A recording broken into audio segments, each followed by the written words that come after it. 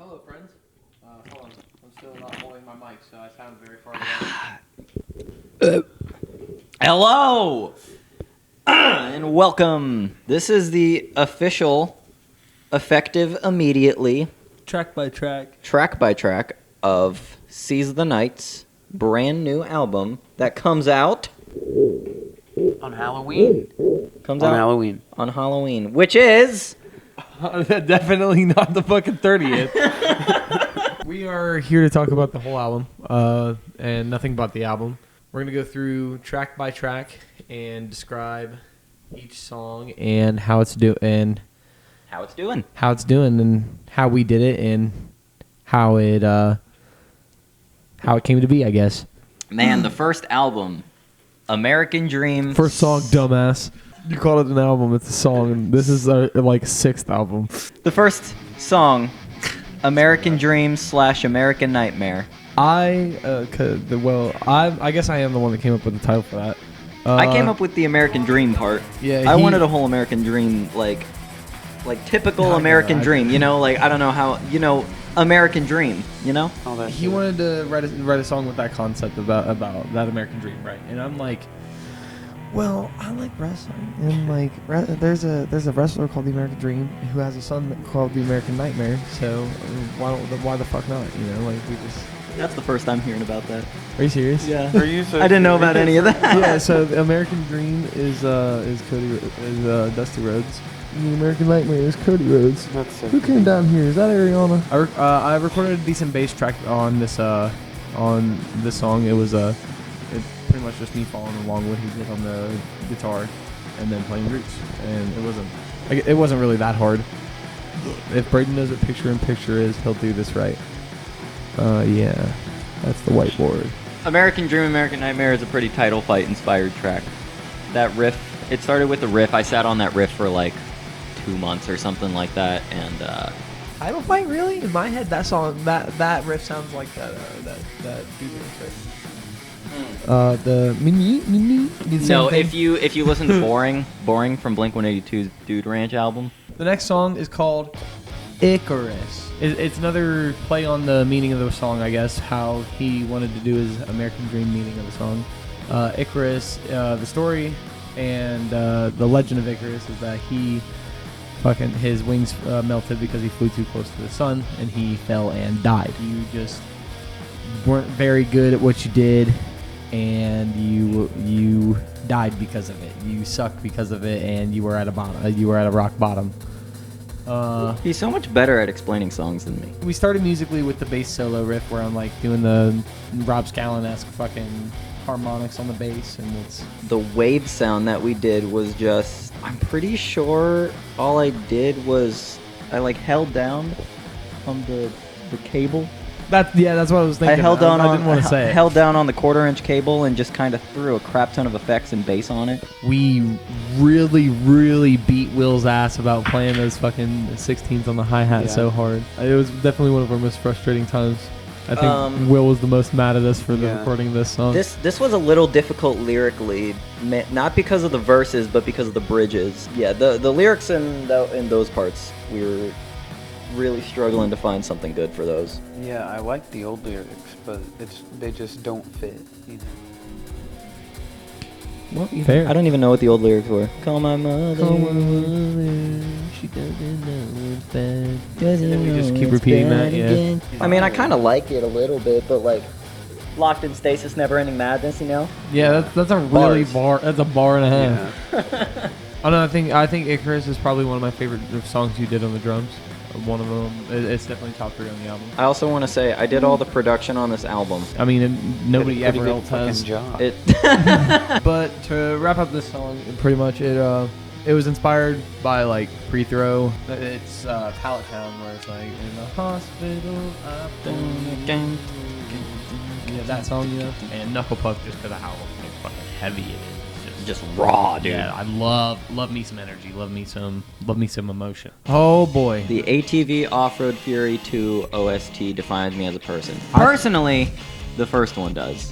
I thought at first when we first heard the song. I thought it was going to be one of the saddest ones on the album, but we really blew it out of the water with all the rest of them. Honestly, guys, ATV. This one is like barely touching the fucking surface of ATV, yeah, on the surface is probably the lightest album or the lightest song. He did it again.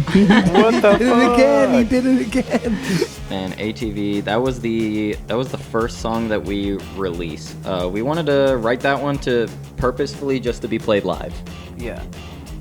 Like, we knew it was eventually going to come together to be on an album, but I personally was writing that one with the intention of it being like a only live song. Well, We would because switch it's like- around the structure so much. It's so flashy for you too. It's like It's such a flashy song. Just I love something getting super hype. up and playing in front of everybody and like really getting that riff. Are you recording on that now? yeah. Okay. Okay. Set it up, make it look all pretty. Hi, I'm Brayden. Well. Okay. All right, so we're back. For a while, I think it was one. It's probably our catch live. You know what I mean? It's like, it's the song that people come to. It's the song that people come to hear live. You know. I like Bill, your Will's. breakdown. You got to talk about your solo, dude. That's like your fucking. Honestly, that is one of your moments on the album. You do a big solo at the end, drum solo. Yeah, in 3/4. We didn't know what else to do like at the end, so it was originally just like to fade it out, but you know, playing with it for a little bit, it just wait became for like this a camera really to do it crucial again. part of the song, I feel like. And it was definitely like, it's fun to play. I never play it the same live. And like, you'll hear that throughout the different variations of the song. It's just, I feel like it really is a staple to the album. What's this song called, Will? See guys, I told you astrology and astronomy aren't the same, and you still think Mars is in Powerade. That was great. This song started with dog songs. Yeah. This was written acoustically, and what you hear on dog songs is was the initial version. Yeah, that was the official version. That is the spirit and idea of Mars and Powerade. That is how we intended it to be written. And you know what? I'm going to take off the glasses so you guys know that the rest of this is serious. You know, it was like, I feel like it was one of God, the it's songs on bright. dog songs that like highlighted all the like weird percussion stuff, and it just kind of like Oh yeah. helped to do a lot for, you know, Effective immediately as a whole. I think Mars and Powerade made us better as a band. And I really anticipated that song to be like recorded with all of us like full band for so long. Oh yeah. Yeah, I think that was your idea Yeah, to I make it full band. Harked about it for ages. Man, something about the bridge of Mars is so hard Oh for me my to God, play yeah. live. Something about it, and like, I don't know what it is. Just doing those chugs, the syncopated part. I don't know why that's so hard for me to like get consistent every time. So this song is called "Yes Man," starring Jim Carrey. I'm looking at the Season Night official board over here. I'm sorry. The one that took me almost 10 fucking minutes to record. a That video. one, Yes Man starring Jim Carrey was very Deftones inspired, specifically Be Quiet and Drive. Kind of with that little break at the mid part, and then the way it kind of kicks back in. But other than that, other than that, nothing else different. I But think I wrote the lyrics for that.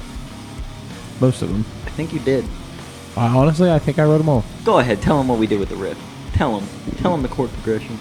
Oh boy, you're gonna love this. It's so inventive and so hard. Since the album Lesser Goods and Greater Evils, we have found out how to tune our guitars differently and make use of this tuning called Open F Major 9. And then when you put your capo on the 8th fret, that is how you get the tuning for ATV. Now, what we did for Yes Man is instead we just tuned our guitars down to the down an octave to the tuning of ATV, so it sounded real heavy. It is a 6/8 version of ATV. We kept the same vocal melody, we kept the same chords and everything, man. I don't think we kept the same melody, did we? Yeah, verse. Yeah, for sure. Scared to go outside in the name of peace. I need advice about a vice I have. And Holy shit, what a song. What a song. fucking song. I think, honestly, between the three of us, I think it is our favorite fucking song on the album. Easily. It's yeah. definitely it's grown exponentially to be my favorite. For the longest time, American Dream was my favorite, and then it went to like Icarus, then it like went back to Mars, and then then we wrote Vice, and oh man. And it was Heavy. like really based around the name, right? Like Yeah. a year ago, we were just like shooting the shit and like figuring out some song titles, and that was just one that came to me. I think it's the only. It's in the past 2 albums. It's the only song that actually the title is actually said in the song. Yeah. Like That is true, yeah. like. But I feel like dang, it's yeah. such a bar for a title. But And you it was also Will can't that came just, up like, with it, not say 100%. I have to give 100% credit to Will. That Will was gets him. the most credits for this one, honestly.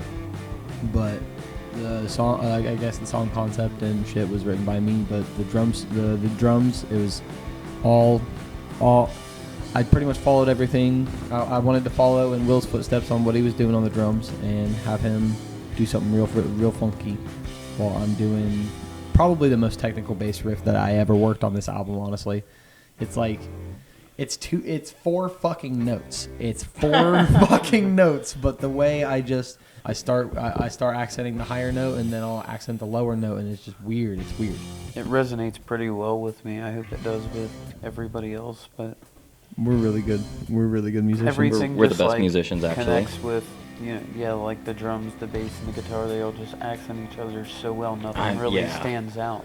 That old bald bastard at Folk Block can eat a dick. And he really fucking And he can. really fucking Dude, say can. it with your Once chest. again- such a Once bitch. again, that is a Will Johnson title, and it happened because of an event. Old because bald bastard. Yeah, that old bald bastard at Folk Block here in fucking the good old city of Chillicothe, Ohio, where we were dropping off Will's old lady at work, and he was giving her a good old the fucking heartfelt farewell, and he just like this guy was like, you can't park there, motherfucker.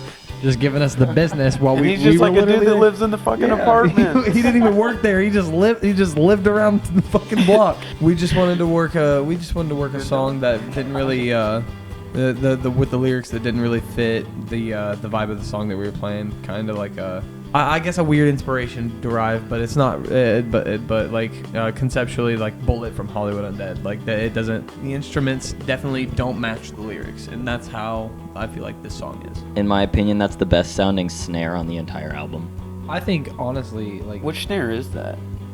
it was the SJC, right? Yeah. Yeah, it's got to be the SJC snare. I think most of these are SJC now. Skaetboart. ATV and Mars were both recorded at Rec W in Chillicothe. Yo, yeah, shout out to them. With our The shitty recording little workshop. Paul Pollard, right? Yeah. Chloe. Yeah, Thank you, all Chloe them Burson, for moderating, learning those motherfuckers. letting classes us were so come fun. in. I loved the classes. I loved Joey. That whole class was so fun. Everybody in the classes were always fun. keep letting us come back, and we'll keep eating out of your hand. Honestly, just yes, oh please. yeah. What's the title? The semi-romantic tension between my skateboard and this bottle of Valium. In this Valiumn. Yeah. I mean, it's actually, I think it's the most serious song on the album if you really think about it. I think it's Piece of shit. It's definitely the darkest song on the album. I mentioned Valium, like skateboarding on Valium. You could get Oh by my a god, car. and the lyrical depth of Will fucking Johnson. Dude, Bruh. He honestly, hats off to him. Hats off. It took a lot. It really took a It lot. took the most. so good. I was the only one that applauded. It was the hardest bass song for me. I think for that reason, honestly, because every time I would hear Will singing, I would just come to tears. Honestly, it was just like When you said da da da da da, I felt that in my Da, da, fucking da, da. soul, brother. I felt that in my fucking body. no, I Well- just got a new pair of Macbeth shoes. I'm wearing my DCs. I'm not sponsored or anything. I just thought it was like He's the still best only thing. If I Like- could like- be, if I could be sponsored, that'd be pretty sick. Because these are genuinely the most comfy shoes I've ever worn. Dude, you decided to write the lyrics for it, and then tell me to I'll sing it like you don't know the lyrics, but I couldn't accomplish that without knowing the lyrics. We were thinking about sampling the drum intro from Superman by Goldfinger, but we also didn't want to go through the hassle of that, so we made Will learn how to play it and just do it a little differently. I so would that's have not a loved problem. to do that though, but I didn't want to worry about legal stuff. John Feldman, I love him to death. You stay in your business, we'll stay in our business. We are currently in our brand new studio. Oh yeah, guys. By the way, we're in our new studio. It's pretty gangster. We've back only there. recorded like a couple things in here, but believe it or not, this song, my hamster died on a Tuesday. Now it's Wednesday. It's crushing. It's the first song that has been fully 100% tracked in this room. And that one is about my dog Lola, who unfortunately passed February. We had to put her down. She was getting old, and I sat on that one. I knew I wanted to write a song, but I knew it needed to be like perfect. And I set up all like 2 or 3 mics down here, and that was a one take. Went to fucking town, he did. It was a one take song, and I had never played it. I had never played it. I'd never worked out a structure. I just kind of had some riffs here and there in the lyrics. And then I just pressed record, and I just let it waterfall out. But you are not listening to it until it is out on Spotify, Until October iTunes, 31st. This is Deezer, some heavy Instagram. shit. You On know, Halloween. Everybody on not 31st, not 30th, Seize the night, effective immediately. not 30th, because That's not Halloween. it's not Halloween. Keeping It Real / Fried Bologna / the Alaskan Bullworm / I just bought a new board / it couldn't handle the Neutron style / later nerds. A 6-part song. That's impressive. A 6-part song that took 13 months to write. It is Yeah. the first song that we actually started with this album. Before ATV, before Mars, before American Dream, Icarus, before everything. This song was the inception of Effective Immediately. How long is needed- the original? Like How the long? original Keeping It Real Fried Bologna is like The it's original- significantly shorter. Listen to the first track. The That's very original, the very original version of the song in its complete form would have been Keeping It Real and Fried Bologna. That was my idea for the outro. That was from the beginning of the inception of this song. It has always been Keeping It Real has always been the outro. It was always going to be the last song that the whole shebang was always going to be the last song played on the album. So we started with section 1 on my front porch, All right, Keeping it real. 3 o'clock in the morning on BandLab. And we were stoned to the bone, higher than a giraffe's pussy, and I came up with this riff. It was a finger style riff where I was twiddling around on the acoustic, and I wanted Will to have On my something to Dad's go wrong Johnson with it. acoustic. Yeah, we fiddled around this tune with this riff. I don't know how, but we just came up with these just real hip hop fucking trap ass drums that are just, Which I love, Like, dude. it's It never crazy. worked more. and it's heavily inspired. You know, like that's just the kind of kids we are. That's what we do. That's what we've known. That's what we've listened to. We don't want to phone anything in. We don't want to fake anything so that you guys like us more. I mean, we listen to fucking rap. We listen to fucking ska. We listen to fucking reggae. Yeah, shout Sublime. For It's just real. crazy. So we put in inspirations from everything. It's a whole story about how it's just a breakup story. I mean, what the fuck else is it? You know, what else do we write about? Fried Bologna, though, it was supposed to be the last song, but it ended up being the second song of 6. I don't fucking know. I think that's probably the most. I think of all of it, it's probably the most challenging drums. It's the most challenging bass-wise for me. It took a while to get down for me That- personally. That one's pretty hard. That one, Fried Bologna's a little hard guitar part. guitar-wise. That's a little tricky. No, fried bologna I think is one of the harder.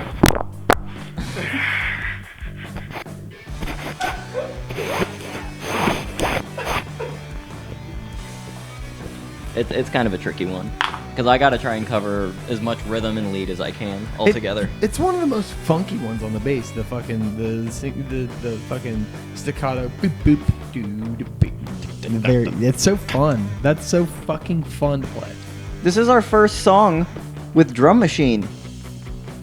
This is our first song that we use the drum machine on, MIDI drums. Absolutely. As actual, like... I should have said that for keeping it real, too. As a real, like, working instrument in the track. Alaskan BULLWORM, I wrote that section. So I got to sing over it. And you get to talk about it. Oh, but I don't even know what it's about. Yeah. You wrote the fucking thing. I didn't write the lyrics, did I? Yeah?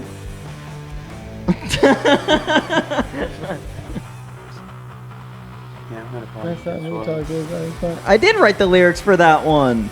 Yes, Brayden wrote the lyrics for it, but I will probably say that I'm the one that wrote most of the. I wrote the whole fucking song. I wrote I wrote the whole fucking song. I got the structure down. I wrote, or not the structure. I wrote like the chord progression and stuff for that. 'Cause I was like, ooh, what if we switch it to like a minor chord now? No, brother, I don't. I did. I don't know. I don't No, know. I did. I don't know if you're the one that had that input. I don't know. No, I think I did. Maybe. I mean, I don't think you should be playing the game if you don't have a mic. It's just my opinion. That's just my opinion. Go ahead and Cancel me. me for it. Can't do this again. Well, that's just your opinion. We'll go forward saying that Brayden did do the minor chord change, but I think he didn't. I just bought a new board. That's the section where it's like, I need fourth to section. come and grab It's my the one coat, right after Yeah, that's the right part. I love that part of the song. I need to come and grab my coat. Pushing metal to What's the original lyric? I love the original lyrics. Because this is so lost in time, it's not even like really So, part of the song. The original lyric was for fried bologna, actually. I need to come in so I can grab my coat. It's fucking raining in June. And it was like a whole section of it that was Did like... you leave it in the closet you used to? Is that a new pair of shoes? Yeah, I fucked with I know that. the new pair of second shoes verse. part because I thought that was Yeah. so ridiculous. That was for a second verse for fried bologna when that was the ending of the album. And that was such a fucking like intense place to reuse the lyric, and it worked so well. I think it needed to be. I think it was a perfect place to use it. Honestly, I think some of my best fucking singing, dude. Honestly, Dude, I'm impressed by some of your singing. So I'm gonna come out. This might be controversial. I'm gonna come out and say we use Melodyne. Bum, bum. We use Melodyne. I'm sorry to I burst your don't bubble, use and I'm Melodyne. sorry to. Yeah, you do. You auto-tune your fucking drums and you know it.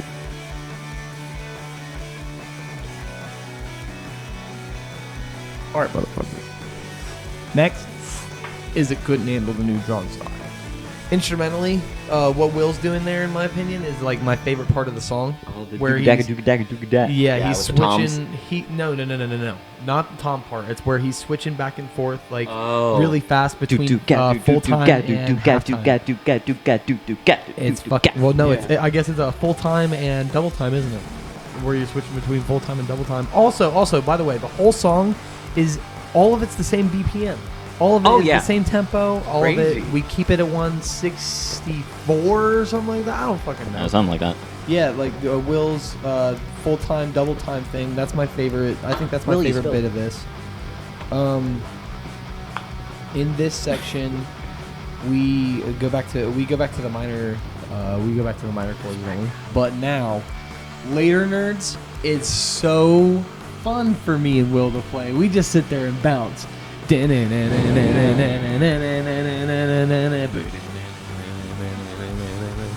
Brayden here, he gets to play Bunch of backward like shit. 28 seconds of every riff from end to beginning. I keep saying it backwards. I keep saying it's backwards for people, but that's not how it is. He's not playing the riffs backwards. He's playing them from end to beginning.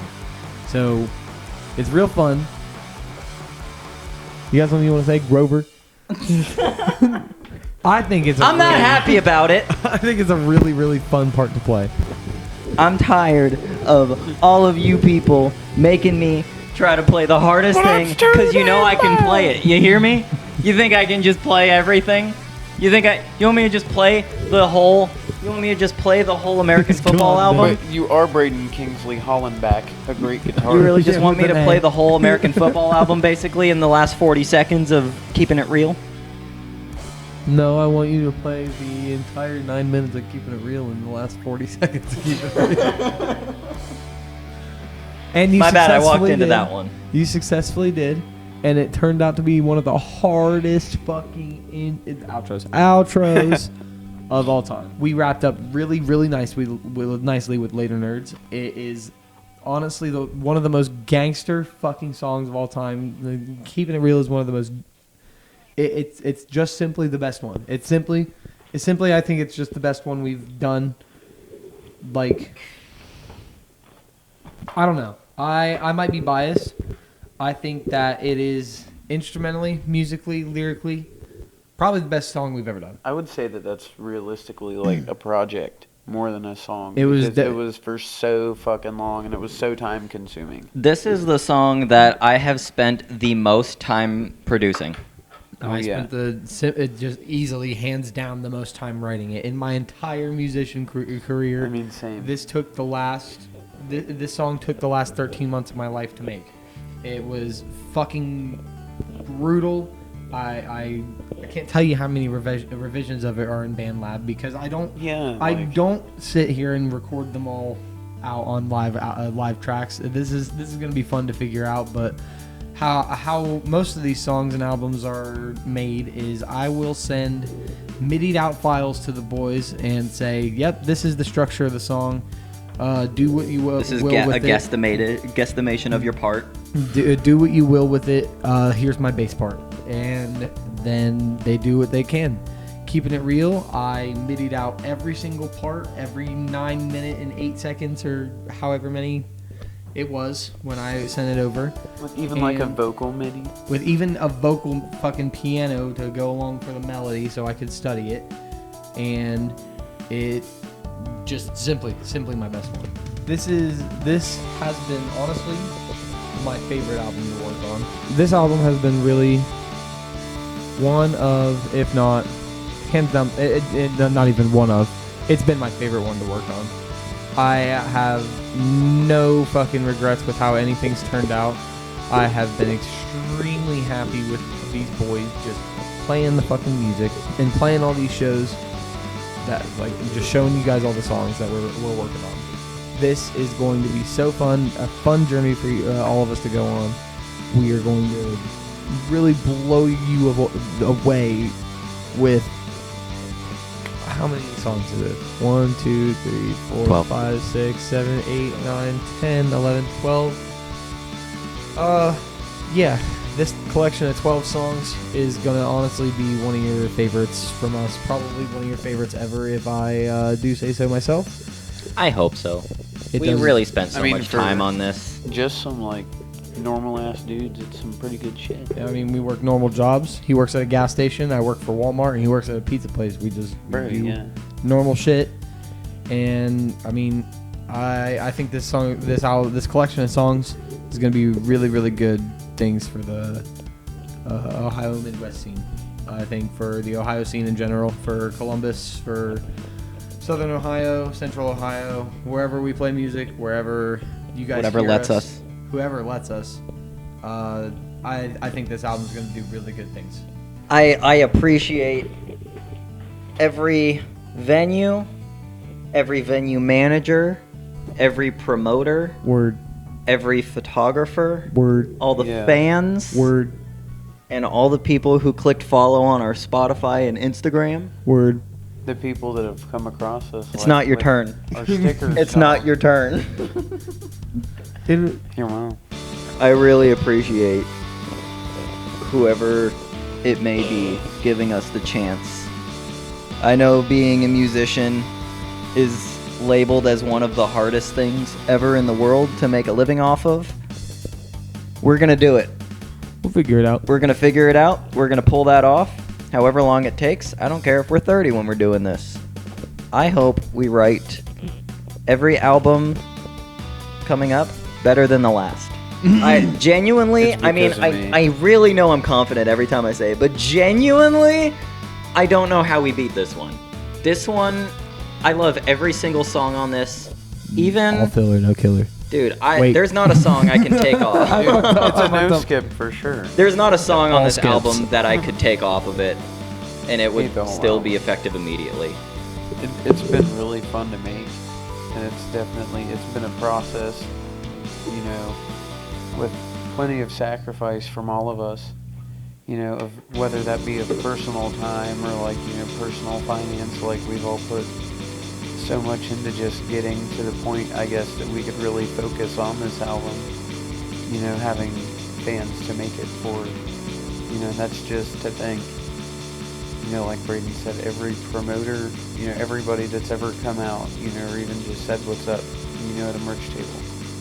Like, it's just a great experience, and it's a great album. It's been amazing, and it's, I think, helped us all grow more musically, and, you know, I'm just excited for more in the future. Is there anything you want to say being the adopted brother of me and Brayden?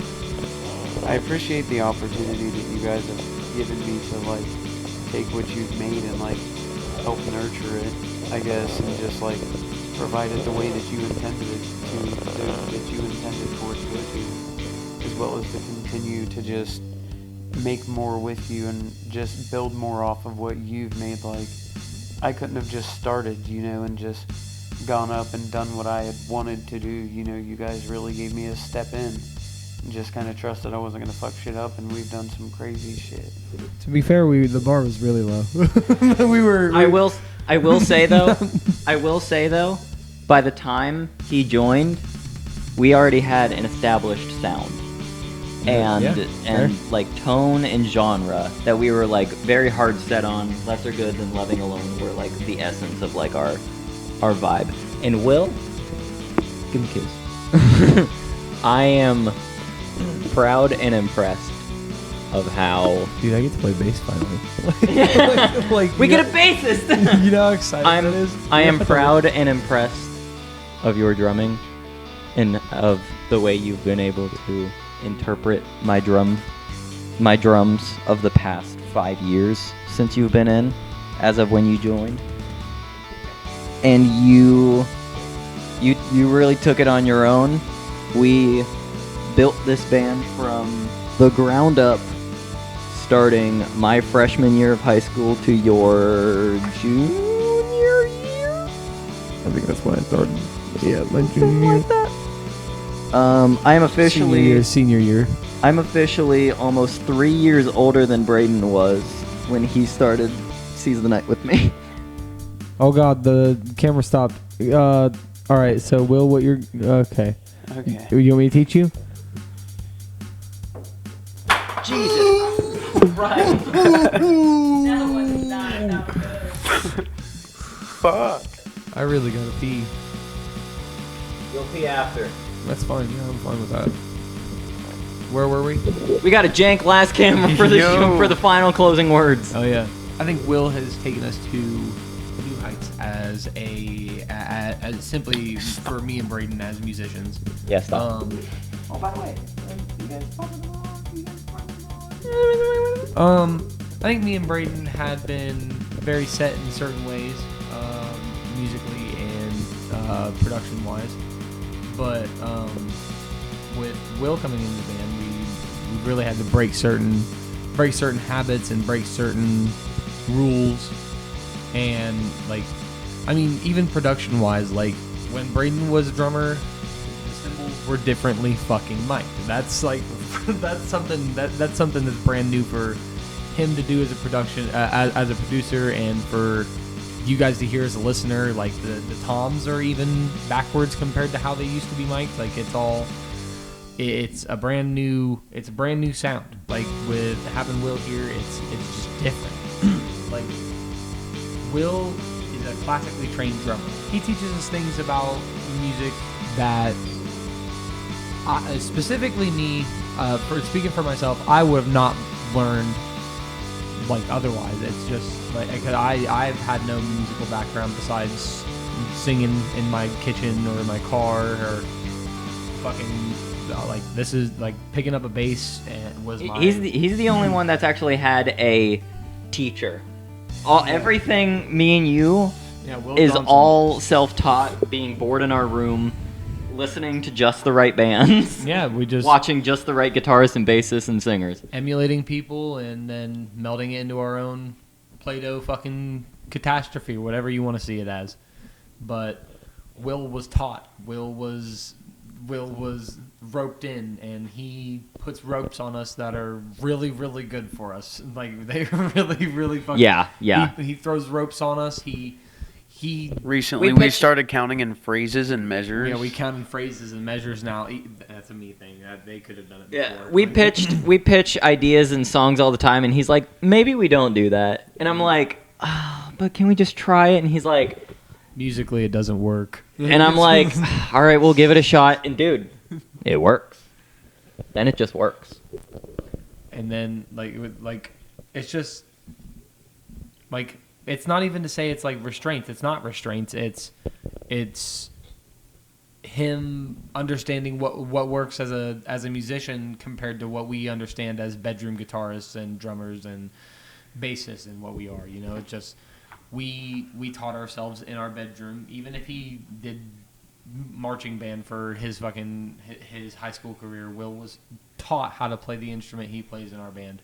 We learned classically even. Yeah, classically even. Classically. He learned from a man in a shop. But yeah, he's like he's simply the best addition that we could have ever had in this band. Anyway, I love you. this has been effective immediately. Thank you so much. Thank you so much. Thank you for listening to us ramble. For like the past hour. The last hour and 4 minutes. And 20 seconds. Let's go. Sick. That was sick.